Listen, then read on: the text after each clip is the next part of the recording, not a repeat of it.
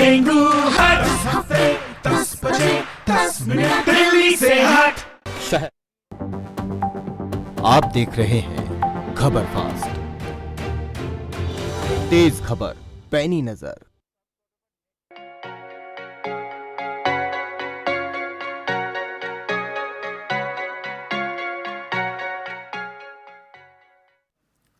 नमस्कार, खबर फास्ट की खास पेशकश आपका डॉक्टर लेकर हाजिर हूं मैं भविष्य त्यागी। बदलता मौसम जितना सुकून हमें देता है उतना ही बीमारियां अपने साथ लाता है, जिसके कारण हम काफी परेशान होते हैं। चाहे वो सर्दी जुकाम खांसी बुखार या फिर स्किन से जुड़ी बीमारियां हों, ये सब हमें बदलते मौसम के साथ परेशान करते रहते हैं। जैसे जैसे गर्मी शुरू होती है तो लोगों को गर्मी में स्किन पर दाने निकलने शुरू हो जाते हैं, जिसके कारण उनकी स्किन पर काफी बुरा असर इसका पड़ता है। सर्दियों की अगर बात की जाए तो बुखार खांसी जुकाम और बारिश के मौसम में लोगों को बालों से जुड़ी समस्याएं होने लगती हैं। ये सारी समस्याएं इसलिए पैदा होती हैं क्योंकि जैसे ही मौसम में बदलाव होने लगता है वैसे ही हमारी बॉडी का टेम्परेचर भी बदलने लगता है, जिसके कारण जो बदलाव मौसम में आते हैं उसे इतनी आसानी से बॉडी अडॉप्ट नहीं कर पाती, इसलिए हम बीमार पड़ते हैं। साथ ही इसका एक और कारण है, वो है हमारी बॉडी की इम्यूनिटी पावर, जो बदलते मौसम के साथ वीक होती है। जिनकी भी इम्यूनिटी पावर स्ट्रांग नहीं होती वो बदलते मौसम में बीमारी का शिकार सबसे ज्यादा होते हैं। तो बदलते मौसम से होने वाली बीमारी और परेशानियों पर होगी आज बात हेल्थ एक्सपर्ट्स के साथ। कुछ चीजें आपको बता दें। दरअसल वायरल इन्फेक्शन का खतरा बदलते मौसम में ज्यादा होता है। बदलते मौसम में छोटे बच्चे ज्यादा बीमार पड़ते हैं। सर्दी खांसी और बुखार की चपेट में लोग आ जाते हैं। तापमान के उतार चढ़ाव से शरीर वायरस के संक्रमण में जल्दी आता है। बच्चे जॉइंटिस का शिकार होते हैं। फोड़े फुंसी पेट दर्द लूज मोशन समेत अन्य बीमारियों का भी खतरा रहता है। तो ये वो तमाम बीमारियां हैं या परेशानियां हैं जो बदलते मौसम के साथ आती हैं। बदलता मौसम इन्हें अपने साथ लेकर आता है।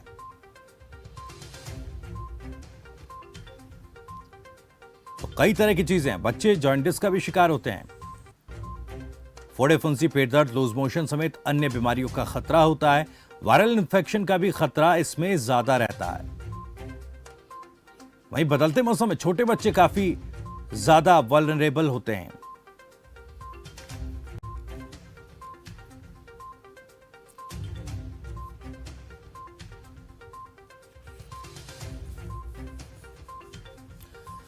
तो इन परेशानियों पर बात करने के लिए कुछ खास मेहमान हमारे साथ जुड़ गए हैं। डॉक्टर विजय दहिया हैं, सीएमओ यमुनानगर, और डॉक्टर भोला चिकित्सा अधीक्षक जीन सिविल अस्पताल से हमारे साथ जुड़ रहे हैं।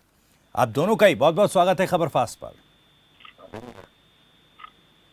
चलिए आपके पास आऊं मैं, उससे पहले अपने दर्शकों को एक बार बता दूं कि आप भी हमें इस कार्यक्रम में कॉल कर सकते हैं अगर आपको भी इस तरह की कोई परेशानी है।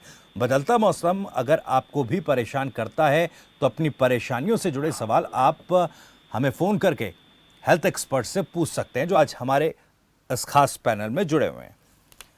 बोला जी, सबसे पहले एक ये सवाल, बदलता मौसम जो बीमारियां लेकर आता है जी, ये मौसम बदलने से पहले हम कैसे खुद की बॉडी में रेक्टिफाई करें कि क्या किन बीमारियों का खतरा हमें हो सकता है, किन बीमारियों से हमें बचना है?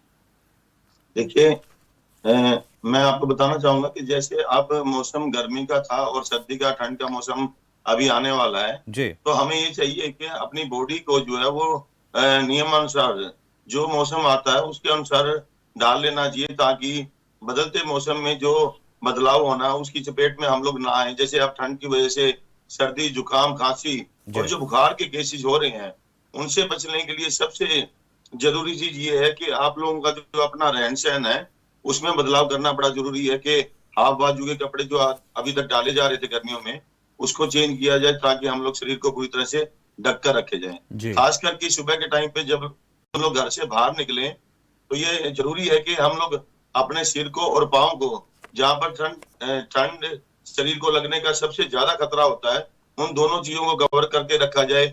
चाहे हम लोग परना बांध कर के चलें, चाहे हम लोग कैप डाल के चलें, और शूज और जूते और सैंडल और मोजे डाले जाएं ताकि ठंड से बचाव किया जा सके। विशेषकर छोटे बच्चों को जो बाइक पर टू व्हीलर पे हम लोग जो है फैमिली वाले आगे बिठा कर रखते हैं और बाइक को चलाते रहते हैं, तो वो लोग जो है छोटे बच्चे जिनकी इम्यूनिटी पहले से ही कम होती है इसकी चपेट में आ जाते हैं। तो पहली चीज तो ये कि जो रहन सहन है, कपड़ों का बदलाव है, वो किया जाना चाहिए। खान पान के अंदर बदलाव किया जाना चाहिए, जो कि गर्मियों में अभी तक ठंडे शीतल पेय पदार्थों का सेवन किया जा रहा था जी उसको छोड़ा जाए, फ्रिज की सभी चीजों को त्याग किया जाए और गर्म पानी का सेवन जो है वो रूटीन के अंदर जो है सभी लोगों को जो है वो अमल में लाना चाहिए।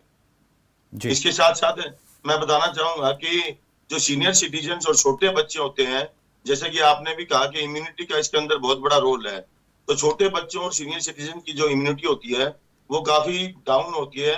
इन लोगों का जो ध्यान रखने की ज्यादा आवश्यकता होती है और इम्यूनिटी को बूस्टअप करने के लिए हम लोग जो है वो घर पर हल्दी पानी या हल्दी दूध का सेवन किया जा सकता है, सुबह आंवले का सेवन किया जा सकता है और खाने के अंदर जो फ्रूट सलाद या सलाद और फ्रूट्स की मात्रा जो है उसको बढ़ाई जा सकती है ताकि इम्यूनिटी बूस्टअप रहे।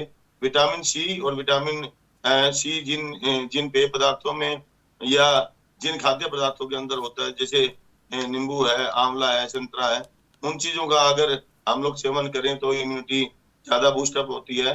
साथ में अगर योगा का सहारा लिया जाए तो उन चीजों से भी काफी मदद मिलती है ताकि बदलते मौसम के अंदर अभी जैसे आने वाले सीजन में ठंड का मौसम है उससे बचा जा सके। ठीक है। भोला साहब, मैं आऊंगा आपके पास और विजय दैया के पास जाऊं उससे पहले कॉलर में ले लेता हूं। दर्शक हमारे साथ अमित जुड़ गए। अमित, बहुत बहुत स्वागत है, पूछिए अपना सवाल। जी नमस्कार जी। डॉक्टर साहब नमस्कार।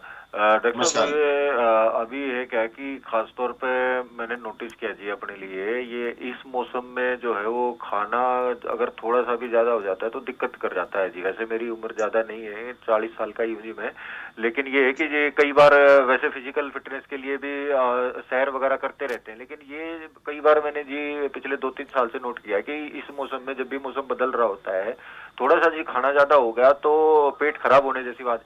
क्या ये मौसम की वजह से ही है या जी मेरे को कुछ और खास किसी बीमारी के लिए कुछ चेकअप भी करवा लेना चाहिए?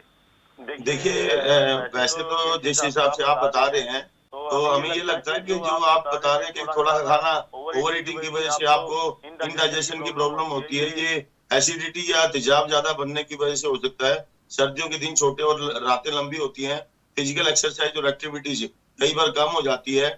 गर्म पेय पदार्थों के अंदर यूजुअली कई लोग जो है वो चाय कॉफी और इन चीजों का सेवन ज्यादा करते हैं, तो उससे भी एसिडिटी का जो है वो ज्यादा होने का खतरा बना रहता है। तो उन चीजों की वजह से ऐसा होता है कि बिना खाए ही पेट के अंदर अफारा गैस की प्रॉब्लम रहती है, या यूं लगता है कि भी आप लोगों का पेट भरा हुआ और खाने का मन कम लगता है। तो उससे बचने के लिए आप लोग ये कर सकते हैं कि जो पेय पदार्थ की मात्रा है उनको बढ़ाया जाए और खाने के अंदर स्पाइसी फूड और चाय कॉफी को थोड़ा सा अवॉइड किया जाए। अगर कोई व्यक्ति लीकर या स्मोकर है तो उन चीजों को भी अवॉइड किया जाना चाहिए। सुबह अर्ली मॉर्निंग और लेट आवर्स के अंदर जो है खाना खाने के पश्चात सैर की जानी चाहिए 1 से 2 किलोमीटर की, और सुबह मॉर्निंग में योगा का सहारा लेना चाहिए ताकि पेट और पेट से संबंधित जो बीमारियां उनसे बचा जा सके। चलिए अमित, बहुत बहुत शुक्रिया आपका अपना सवाल पूछने के लिए। उम्मीद है आपको आपका जवाब मिल गया होगा। बहुत बहुत शुक्रिया। डॉक्टर विजय दैया, मैं आपके पास आना चाहूँगा। आमतौर पर कई बीमारियां लोगों को पता है कि भाई मौसम बदलने के वक्त इस तरह की जो बीमारियां हैं वो साथ आती हैं, लेकिन क्या कोई गंभीर बीमारियां भी हैं जो बदलते मौसम की वजह से हो सकती हैं? देखिए, जो बीमारियां हैं हमारी वो मेनली जो चेंजिंग सीजन में इसलिए बढ़ती हैं क्योंकि जो एक्सट्रीम ऑफ टेम्परेचर होता है, जैसे बहुत ज्यादा जब सर्दी होगी या बहुत ज्यादा गर्मी होती है तो उसमें बैक्टीरिया वायरस भी डोरमेंट स्टेज में चले जाते हैं जी। और इन दिनों ये उनकी ग्रोथ के लिए बहुत ऑप्टिमम समय होता है जी। तो हमारी जो मुख्यतः बीमारियां हैं वो ज्यादातर जो इन्फेक्शियस बीमारियां हैं वो इन दिनों बढ़ जाती हैं जी। और जिसमें जिस तरह से रिपीटेड आजकल आपने देखा होगा कि मौसम लगातार बदल रहा है, थोड़े समय के बाद फिर बारिश हो रही है रुक रुक कर। नवंबर का महीना शुरू होने वाला है और इसके बावजूद भी बारिशें हो रही हैं। तो ऐसे में जैसे अभी डॉक्टर साहब ने भी बताया कि हमें एहतियात की जरूरत है क्योंकि समय टेम्परेचर जब बदलता है तो डे और नाइट में भी टेम्परेचर में काफी फर्क आ जाता है। कई लोग दिन में एसी, रात को एसी चला के सो जाते हैं और फिर रात को टेम्परेचर फॉल कर जाता है जी। तो उसमें जिसको हम पुराने समय में ठंड लगने की बात कहते थे, क्योंकि शरीर का टेम्परेचर को कोप अप करने के लिए समय चाहिए और वो नहीं मिल पाता, उसकी वजह से जो है ये हमारी जो इन्फेक्टिविटी स्टेज है ये बढ़ जाती है जी। और एक्सट्रीम्स ऑफ एजेस जो हैं जिसको हम छोटे बच्चे कहते हैं या बुजुर्ग लोग हैं, उनमें क्योंकि इम्यूनिटी बीमारियों से लड़ने की ताकत कम होती है, जो उनका इनहेरेंट इम्यूनिटी है, उसकी वजह से वो ज्यादा इन्फेक्शन की चपेट में आते हैं जी। और जब भी जो बीमारियां, जो क्रोनिक बीमारियां हैं हमारी, चाहे वो डायबिटीज है, हाइपरटेंशन है, दूसरी बीमारियां हैं, वो इन इन्फेक्शियस बीमारियों की वजह से एग्रावेट हो जाती है, बढ़ जाती है जी। तो इसलिए जो पेशेंट, हार्ट पेशेंट होते हैं, उनको हम अवॉइड करते हैं कि ऐसे सुबह सुबह के टाइम की सैर, आजकल जो मौसम बदल रहा है तो मत करें, दोपहर को सैर करें, या शाम की जो ठंड बढ़ गई है वो सैर न करें, दो पहिया वाहन पे ना चले, क्योंकि ये लोग ज्यादा एट रिस्क होते हैं। तो समय टेम्परेचर के बदलाव की वजह से कोई क्रोनिक पुरानी बीमारियां तो नहीं होती, लेकिन वो एग्रावेट हो सकती हैं, उनमें बढ़ोतरी हो सकती है, तो इसलिए एहतियात जरूरी है। जी। डॉक्टर विजय, कॉलर हमारे साथ जुड़ गए हैं, उनका जवाब आप दीजिएगा। रामधन जींद से हमारे साथ है। रामधन, बहुत बहुत स्वागत है आपका, पूछिए अपना सवाल। हेलो जी सर, नमस्ते सर। सर मैं ये पूछ रहा था, कल मैंने सफर करके आया था और मेरे जुकाम होकर सिर में एक साइड दर्द हो रहा है, मतलब आधे सिर में दर्द हो रहा है, आधे में नहीं हो रहा, तो मुझे अब क्या लेना होगा? देखिए, ये जिस तरह से आप बता रहे हो, ये कई बार जो साइनसेस होते हैं हमारे, साइनोसाइटिस को इंडिकेट करता है, फ्रंटल साइनोसाइटिस। एक साइड में हमारे जो साइनसेस होते हैं वहाँ पे ठंड लगने की वजह से जो सिक्रीशंस है वो इकट्ठा हो जाती है। तो इसमें सबसे बढ़िया जो ट्रीटमेंट रेमेडी है वो यही है कि आप रात को सोने से पहले और दिन में भी 2-3 बार अच्छी तरह से 15-20 मिनट तक भाप लें, सिंपल पानी की भाप लें, इसमें आपको मदद मिलेगी। इसके साथ साथ जो खांसी जुकाम के लिए आप सिम्टोमेटिक ट्रीटमेंट सिट्रीजिन और पैरासीटामोल वगैरह ले सकते हैं, लेकिन अगर बीमारी आपको ज्यादा लग रही है तो आप लोकल डॉक्टर को जरूर दिखा लें। सिर्फ जो है वो हल्के में आप टेलीफोन से आप उपचार ले सकते हैं, लेकिन अगर आपको दिक्कत ज्यादा लग रही है तो आप इसका साइनोसाइटिस का भी, साइनसिस का एक्सरे हो जाता है, तो उसमें आप डॉक्टर की सलाह जरूर लें। चलिए, बहुत बहुत शुक्रिया रामधन, उम्मीद है कि आपको आपका जवाब मिल गया होगा। डॉक्टर भोला, एक सवाल ये, खान पान का किस तरह से ध्यान रखना होगा बदलते मौसम के वक्त? हालांकि आपने जिक्र किया था कि जो ठंड आने के वक्त जो कोल्ड ड्रिंक्स वगैरह हैं वो नहीं लेनी चाहिए, लेकिन और क्या कुछ इसमें ख़ास ध्यान लोगों को रखना होगा? क्योंकि खान पान एक ऐसा विषय है जो आजकल लोग काफ़ी ज़्यादा इन चीज़ों को इग्नोर करते हैं।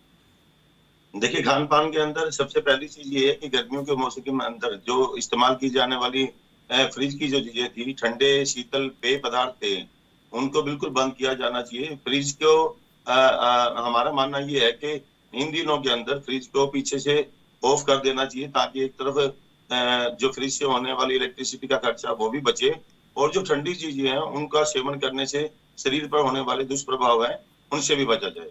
यहाँ तक कि जो न्यू जनरेशन है, मैं आपको बताना चाहूंगा कि बढ़ती ठंड के साथ साथ उन लोगों के अंदर ये क्रेज है कि शाम के टाइम पे खाना खाने के पश्चात सभी लोग भ्रमण के समय जब जाते हैं तो उन लोगों के अंदर एक आइसक्रीम खाने का प्रचलन है कि आइसक्रीम खाई जाए और जो खाना है वो डाइजेस्ट हो जाता है, जबकि ठंडी चीजें या आइसक्रीम जो है वो इस समय जो मौसम चल रहा है वो शरीर के ऊपर प्रतिकूल प्रभाव डाल सकती है। इसके साथ साथ मैं बताऊंगा कि जो जंक फूड का सेवन है, आजकल की जनरेशन जो है वो पिज्जा, बर्गर, चाउमीन, जो इस तरह की जो स्पाइसी फूड और दूसरी चीजें हैं जो घर के खाने में जो उत्तम होती है और जंक फूड के अंदर उचित नहीं होती, उनका सेवन भी जो है वो रूटीन के अंदर नहीं किया जाना चाहिए और अपनी इम्यूनिटी को बढ़ा करके रखना चाहिए, ताकि बदलते मौसम में ठंड से बचाव किया जा सके। इम्यूनिटी को बढ़ाने के लिए ये है कि आप लोग गर्म पेय पदार्थ का, ये सिंपल जो पानी है वो भी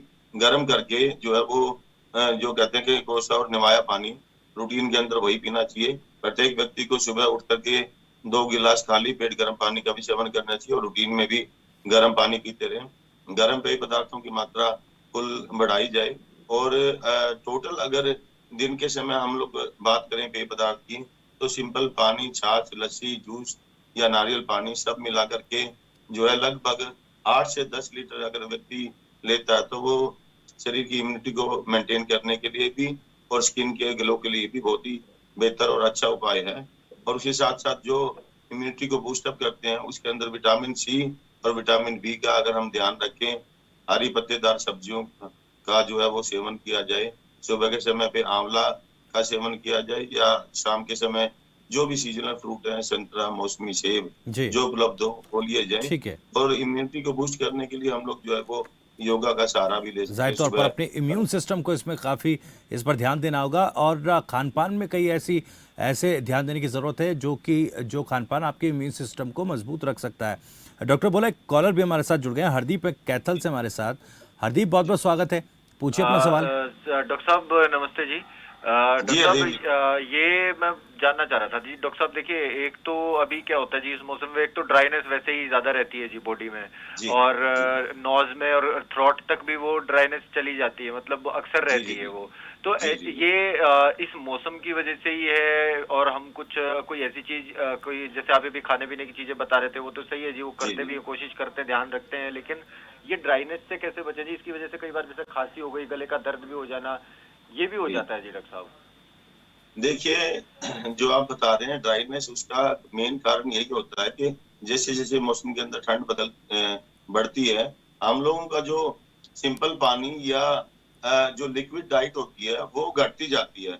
गर्मी के अंदर यूजुअली हम लोग 8 से 10 लीटर लिक्विड या फ्लूइड या पेय पदार्थ ले लेते हैं, लेकिन सर्दियों के अंदर इनका सेवन बहुत ही कम हो जाता है।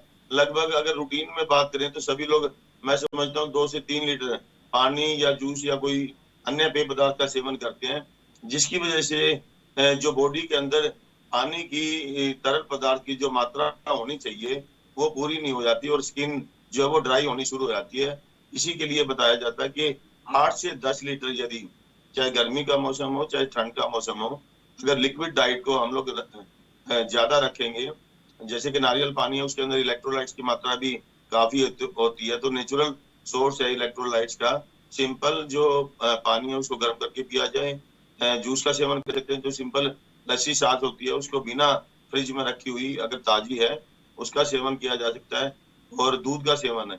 जितनी भी पेय पदार्थ हैं लिक्विड के अंदर, वो कुल मिलाकर के अगर हमारी मात्रा 8 से 10 लीटर रहेगी तो ड्राइनेस और डैंड्रफ, इन दोनों चीजों से बचा जा सकता है। बाकी जैसे आपने बताया कि नाक में और गले में जो थोड़ी बहुत सीजन की वजह से समस्या आती है, क्योंकि जैसे जैसे ठंड बढ़ती है उसके साथ साथ पोल्यूशन का स्तर भी थोड़ा सा बढ़ने लगता है। उसका कारण यही होता है क्योंकि बढ़ती हुई ठंड की वजह से जो पोल्यूटेंट्स और जो पार्टिकल्स होते हैं वो ज्यादा ऊपर नहीं जा पाते एनवायरनमेंट के अंदर।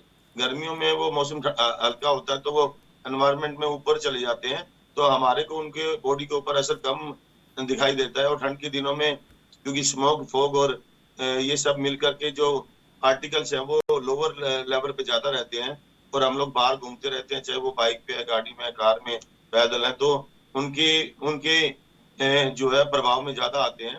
तो उसके लिए ये, जब भी आप घर आए पूरी तरह से हाथ मुंह धोकर के फ्रेश हो, और सोने से पहले यदि जैसे डॉक्टर साहब ने बताया था कि अगर स्टीम का सेवन रूटीन में भी हम रखें तो मैं समझता हूँ कि हमारे गले के लिए और सेहत के लिए बहुत बढ़िया रहेगा, और स्किन जो फेस की है वो भी ड्राई होने से बचा जा सकता। चलिए, बहुत बहुत शुक्रिया हरदीप अपना सवाल पूछने के लिए।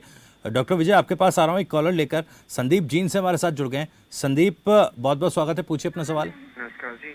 जी सर, मैं ये पूछना चाह रहा हूँ कि मेरी खांसी ठीक नहीं हो रही, मैंने अलग अलग तरह की दवाइयाँ भी ली, कोरेक्स भी दी, उसके बाद भी नहीं ठीक हो रही।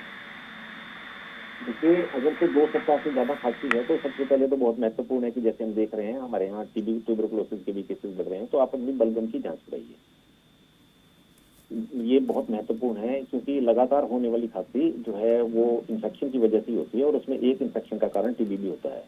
तो पहले हम इसको मान के चलते थे कि भाई टीबी नहीं होती, लेकिन आज काफी जो केसेस में प्रिवेलेंट है, तो इसलिए आपको तुरंत अपनी बलगम की भी जांच करानी चाहिए, और डॉक्टर की प्रिस्क्रिप्शन पे कोई रेगुलर एक अच्छा सा कोर्स एंटीबायोटिक का, अगर हमको लग रहा है कि वो टीबी नहीं है, दूसरी इन्फेक्शन है, तो जो एंटीबायोटिक डॉक्टर प्रिस्क्राइब करते हैं। कई बार हम क्या करते हैं कि जब हमें कोई एंटीबायोटिक प्रिस्क्राइब की जाती है, हम 1 या 2 दिन लेकर उसको छोड़ देते हैं, तो उससे वो रेजिस्टेंस डेवलप हो जाती है और वो रिपीटेडली बार बार होती रहती है। और जिन दवाइयों का आपने नाम लिया, ये सब एंटी कफ सिरप हैं जो कि सिर्फ बीमारी को, खांसी को दबाते हैं, ये उसका ट्रीटमेंट नहीं होता। तो इसलिए जरूरी है कि आप किसी अनुभवी चिकित्सक को, फिजिशियन को वहां दिखाएं। एक्सरे, टेस्ट की अगर आवश्यकता लगती है तो वो कराएं, और इसके साथ साथ बलगम की जांच जरूर करा लें एक बार। लगातार खांसी एक कारण टीबी का भी हो सकता है। चलिए, बहुत बहुत शुक्रिया संदीप। डॉक्टर विजय, एक और कॉलर हमारे साथ पानीपत से जुड़ गई हैं, सोनिया हमारे साथ हैं। सोनिया, बहुत बहुत स्वागत है, पूछिए अपना सवाल। हाँ जी, सर मेरा सवाल ये है कि आजकल सुबह उठते ही आंखों में इतनी जलन सी हो रही है, तो मतलब इसका कारण क्या समझाता है कि क्या ये भी एक तरह से बदलते मौसम की वजह से है, या रीजन क्या हो सकता है? आंखों में क्या होता है? जलन होती है। तो कई बार तो क्या होता है कि हमारी, जैसे हम लगातार रात को टीवी वगैरह ज्यादा देखते हैं, उसका एक्सपोजर ज्यादा होता है, तो उसकी वजह से भी, और कई बार हल्की फुल्की इंफेक्शन कंजक्टिवाइटिस भी आंखों में हो सकती है। तो उसके लिए जरूरी है कि आप एक बार आंखों के साथ हमें कोई वो नहीं करना चाहिए, आंखें जरूर हमें आंखों के डॉक्टर को एक बार उनसे सलाह लेनी चाहिए, दिखा लेना चाहिए। ड्राइनेस की वजह से भी आंखों में इरिटेशन होती है, तो एक बार आंखों के डॉक्टर को उसके लिए दिखा लें। चलिए, बहुत बहुत शुक्रिया सोनिया अपना सवाल पूछने के लिए। डॉक्टर विजय, एक मेरा सवाल आपसे ये था, खान पान का जिक्र डॉक्टर भोला ने किया, उन्होंने तमाम चीज़ें बताई। आमतौर पर हम लोग ये तो मानते ही हैं कि साफ़ सफाई रखनी चाहिए, लेकिन बदलते मौसम में भी क्या साफ़ सफाई का बहुत योगदान होता है कि बदलते मौसम वाली जो बीमारियां हैं साफ़ सफाई से उनसे बचा जा सकता है? देखिए, इन दिनों जैसे कि हम देख रहे हैं कि डेंगू के केसेस सारे प्रदेश में और देश में बढ़ रहे हैं, खासतौर पे हमारे यहाँ सारी जगह पे, जो जगह पे इसका एक कारण, और ये जो बीमारी है, ये मैन मेड बीमारी है। खान पान के साथ सफाई बहुत आवश्यक है, क्योंकि हमने जहाँ पे भी अपने जिले में भी जो जांच कराई, जिन घरों में लोगों हमारे ब्रीडिंग चेकर ने किया जी, तो रेफ्रिजरेटर के नीचे जो ट्रे होती है उसमें हमें जो एडीज इजिप्टी गाई का लार्वा मिला, जो कि डेंगू फैलाता है। इसी तरह से घरों में जो फूलदान में कई बार हम फूल लगा लेते हैं और कई दिन तक पड़ा रहता है। इसी तरह से जो लोग कूलरों के ठंड की वजह से कूलर बंद कर देते हैं, लेकिन कूलरों के कोनों में पानी रह जाता है जिसमें मच्छर अंडा देता है और फिर वहां से लार्वा होता है। तो इसलिए जरूरी है कि साफ सफाई, और कोई भी जहाँ पे भी गंदगी रहेगी वहाँ मक्खी मच्छर का जो है उत्पत्ति होती है, और यही जो वाहन बनते हैं, यही वेक्टर बनते हैं, जिनकी वजह से वेक्टर बॉर्न डिजीज होती हैं। तो खान पान के साथ सफाई अब बहुत आवश्यक है, तभी हम बीमारियों से बच सकते हैं। चलिए, डॉक्टर बोला एक कॉलर हमारे साथ जुड़ गए हैं, गुलशन है पंचकुला से। गुलशन, बहुत बहुत स्वागत है आपका, पूछिए अपना सवाल। जी डॉक्टर साहब नमस्कार। जी नमस्कार। डॉक्टर साहब, मैं ये पूछना चाह रहा था कि अभी पिछले एक हफ्ते से खांसी बहुत ज्यादा आ रही है मेरे को मतलब कुछ मीठा खाया भी नहीं है ऐसा, लेकिन खांसी जो है काफी बढ़ गई है। देखिए, आप ये आवाज से पता चल सकता है कि खांसी जुकाम की दिक्कत है, ताकि ये जो आपकी आवाज और साउंड है ये भी इसलिए थोड़ा सा बदलाव हो गया इसके अंदर। तो उसके लिए आप एक तो ये कर सकते हैं कि घर पर गर्म चीजों का सेवन किया जाए, रात को सोने से पहले स्टीम ली जाए, सुबह उठ करके जो नमक के गरारे हैं वो किए जाए। और मैं समझता हूँ कि आपको जो है वो नजदीकी कोई भी जो आपका लोकल डॉक्टर्स हैं गवर्नमेंट हॉस्पिटल के, उनसे आप कंसल्ट करें, ताकि आपकी जांच करने के पश्चात जो भी आपको एंटीबायोटिक, एंटीहिस्टामिनिक या कफ सिरप एडवाइस किया जाना है, वो आपको देखने के पश्चात ही एडवाइस किया जाए, बताया जाए, और तभी आप उसको दवाइयों को ले, तो मैं समझता हूँ उचित होगा। और यदि आप खान पान का ध्यान रखेंगे, सुबह गर्म पानी के गार्गल और रात को स्टीम लेंगे, तो मैं समझता हूँ 5 से 7 दिन में जो आपको इससे काफी रिलीफ मिलेगा। 5-7 दिन का एंटीबायोटिक और एंटीहिस्टामिनिक कफ सिरप का कोर्स होता है। नजदीकी लोकल डॉक्टर से आप संपर्क करें, ताकि आपको जल्द से जल्द जो है इसमें राहत मिल सके। चलिए, बहुत बहुत शुक्रिया गुलशन। सुधीर जींद से डॉक्टर भोला एक और दर्शक हमारे साथ जुड़ गए हैं। सुधीर, बहुत बहुत स्वागत है, पूछिए अपना सवाल। सर नमस्कार। जी सुधीर जी नमस्कार। सर एक्चुअली मेरे साथ प्रॉब्लम ये, मेरे खांसी कुछ भी नहीं होती है लगातार, लेकिन गले में खराश बनी रहती है, और उसको लेकर मैंने कई दवाइयां भी ली हैं, जैसे सरकारी हॉस्पिटल से भी ली थी, मेडिकल से भी ली, कफ सिरप भी कोई फर्क नहीं पड़ रहा है, और उससे काफी प्रॉब्लम आज जैसे सर्दी आ गई तो और ज्यादा होने लगी, खराश हमेशा गले में रहती है। ये आपको अभी पिछले कुछ दिनों से हो रही है या पिछले कुछ सर ये जब ये लास्ट जो फर्स्ट बड़ा वाला लॉकडाउन हुआ था, जब कोरोना आया था स्टार्टिंग में, तब से प्रॉब्लम स्टार्ट हुई, मेरे साथ अब तक है प्रॉब्लम। देखिए, कुछ जो खांसी या गले के अंदर जो आपकी इरिटेशन जिसे आप बता रहे हैं, उस तरह की जो तकलीफ है वो कई बार एलर्जिक होती है। उसका कारण ये होता है कि व्यक्ति को धूल मिट्टी धुआं या किसी भी पोल्यूटेंट से जो है वो एलर्जी होती है, और उसको ऐसा खांसी ना होकर के गले में इरिटेशन या ड्राई कफ होती है, जैसे कि आप बता रहे हो। तो आप इसके लिए चेस्ट एक्सरे या बाकी जो ब्लड के टेस्ट होते हैं नियर बाई हॉस्पिटल में जाकर के वो करवा सकते हैं। और एक आप रेगुलर कंटिन्यूटी के अंदर सुबह जो है वो गर्म पानी के गार्गल और अगर स्टीम तो आप कंटिन्यू रखें, तो मैं समझता हूँ कि जो आपको गले की जो प्रॉब्लम है उसमें वैसे भी काफी राहत मिलेगी। सिंपल पानी या थोड़ी सी विक्स डाल करके अगर रात को सोने से पहले ली जाए तो उससे काफी आपको बेहतर महसूस होगा।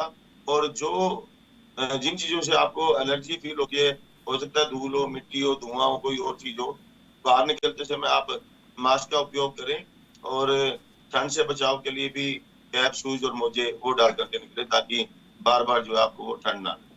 चलिए, बहुत बहुत शुक्रिया आपका अपना सवाल पूछने के लिए। ममता भी एक दर्शक हमारे साथ चंडीगढ़ से जुड़ गई हैं। डॉक्टर विजय आपके पास आ रहा हूँ। ममता, बहुत बहुत स्वागत है आपका, पूछिए अपना सवाल। हाँ, नमस्कार डॉक्टर साहब। नमस्कार। मेरे पिताजी को नाक में सूजन है। पहले उनको बुखार हुआ था, जुकाम था, अब उनके नाक में सूजन है। नहीं तो इसके लिए आपने कहीं दिखाया उनको? हाँ जी, दिखाया था उनको। पहले उनको टाइफाइड बताया था डॉक्टर ने, लेकिन अब वो ठीक हो चुके हैं, लेकिन जुकाम नहीं दूर हो रहा। नहीं, नाक की सूजन के लिए बता रहे हो ना आपको? वो तो कई बार क्या होता है कि हमारे जैसे बार बार हम नाक को ब्लो करते हैं तो उसमें हाँ, नाक ऊपर से सूजी हुई है और नाक में हल्का सा दर्द भी है। हाँ, तो वो इसका मतलब बार बार जब वो करते हैं तो उसमें कुछ इरिटेशन की वजह से दिक्कत हो गई है उनको।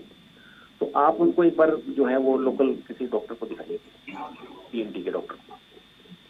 हाँ जी, वो लोकल भी दिखाया है उनको, उन्होंने एंटीबायोटिक दे दी है फिर से।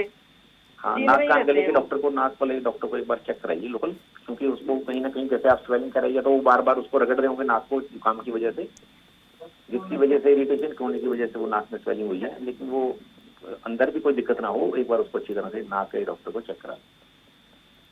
चलिए, बहुत बहुत शुक्रिया ममता, उम्मीद है कि आपको आपका जवाब मिल गया होगा। डॉक्टर विजय, साफ सफाई का हम जिक्र कर रहे थे। साफ सफाई जो है काफ़ी महत्वपूर्ण होती है, ख़ास करके इस मौसम में। आपने बताया कि रेफ्रिजरेटर के नीचे वाला जो एरिया है उसको भी साफ़ रखें, गमले जो रखे होते हैं उनको भी साफ़ रखें। लेकिन क्या कपड़ों की साफ सफाई भी इसमें कोई कारक होती है क्या?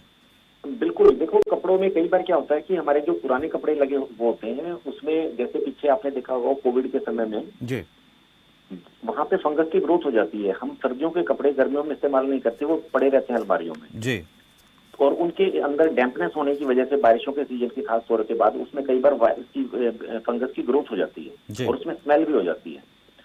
तो ऐसे केसेस में एक फंगल इन्फेक्शन होने का हालांकि हेल्दी व्यक्ति में काफी कम संभावना होती है जी, लेकिन फिर भी अगर हम कपड़ों की सफाई नहीं रखेंगे तो इन दिनों अगर आप कपड़ों को इस्तेमाल करना चाहेंगे तो पहले तो उनको निकाल कर अच्छी तरह से ड्राई क्लीन कर लें या धो लें और प्रेस करके उनको इस्तेमाल करें। क्योंकि डैम्पनेस में जो सीलन में रखे हुए कपड़े हैं उसमें यूजुअली फंगस की ग्रोथ हो जाती है। जी, ठीक है। डॉक्टर दहिया, एक और मेरा सवाल आपसे है, बदलते लाइफस्टाइल का कितना प्रभाव पड़ता है आमतौर पर? क्योंकि खान पान का जैसे जिक्र हो रहा था, अगर अच्छा खान पान नहीं होता तो इम्यूनिटी पर फर्क पड़ता है। इसके अलावा जो लाइफस्टाइल बदल रहा है, चाहे उसमें नींद का पूरा ना होना हो, भागदौड़ भरी जिंदगी है, तो ये इस तरह से कैसे ध्यान रखा जाए? क्या कुछ टिप्स इसमें होंगे ताकि इस मौसम में ऐसी बीमारियों से बच पाएं?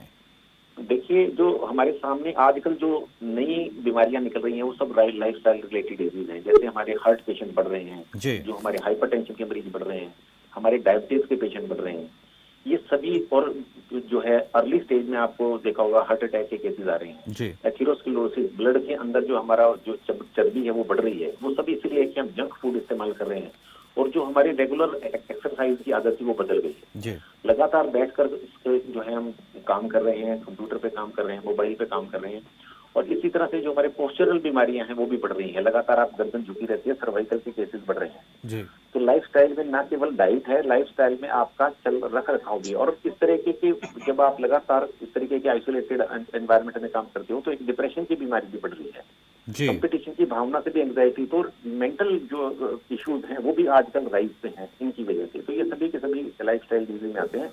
अगर हमने हेल्दी लाइफस्टाइल जीना है तो हमें, जैसे डॉक्टर साहब ने भी बताया, कि रेगुलर एक्सरसाइज को, कुछ रिक्रिएशनल एक्टिविटीज को अपने जीवन का अभिन्न हिस्सा बनाना पड़ेगा। हमें कभी कभी जंक फूड खा लें, ये जो बाजार की चीजें खा लें, ट्रांसफैट है जो बार बार चीजों को बॉयल करते हैं, जो बोलते हैं, उसकी माध्यम से ट्रांसफैट हमारे शरीर में जाते हैं, जो कि एक बीमारी का खासतौर पर कार्डियोवैस्कुलर सिस्टम के डैमेज का बड़ा इंपॉर्टेंट कारण बन रहा है। तो हम रूटीन में जो हमारे अच्छे खाद्य पदार्थ हैं, जो हम सीजनल फ्रूट्स हैं, सीजनल वेजिटेबल्स हैं, घर पे बना हुआ पदार्थ उसका इस्तेमाल करें। कभी कभार आप बाहर का सामान खा लें ठीक है, लेकिन उसको एक रेगुलर आदत ना बनाएं।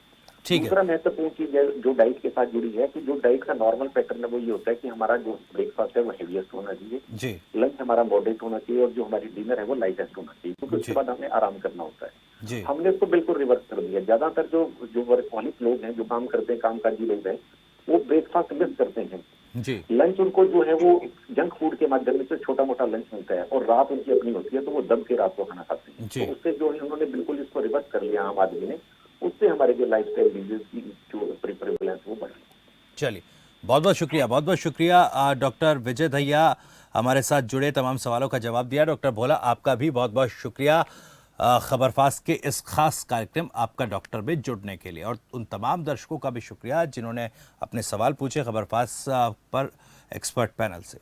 तो बदलते मौसम से कई बीमारियां हो सकती हैं, बदलता मौसम कई बीमारियां अपने साथ लेकर आ सकता है, लेकिन खानपान, साफ सफाई, इम्यूनिटी और लाइफस्टाइल को ध्यान में रखते हुए, इन पर थोड़ा सा फोकस करते हुए अगर हम आगे बढ़ते हैं तो इन बीमारियों से बचा जा सकता है।